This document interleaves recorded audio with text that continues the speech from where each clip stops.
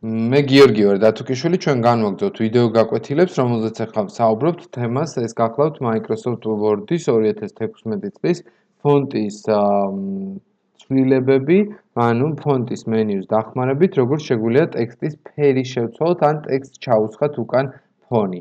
მაგალითად, მოვნიშნოთ პირველი აბზაცი და ავრჩიოთ ფერი. ფერი შესაძლებელია იყოს, რომ მაგალითად წითელი, ან შეგვიძლია ჩამოვშალოთ და ავრჩიოთ ბრძანება more color.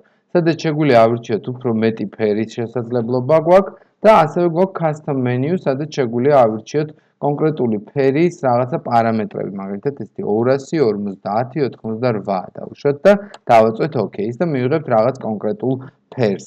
ასევე გეტყვით, რომ შესაძლებელია ფონის ჩასხმა, სადაც შესაძლებელია თქვენ ხედავთ, რომ უშუალოდ ტექსტის უკან ისხმევა ეს ფონი და არა მთლიანად აბზაცის უკან, ხო? ანუ აი ესეთი ვარიანტი გახლავთ ფერებისა, რომელიც შეგიძლიათ შეარჩიოთ ტექსტის ჩასხმისას.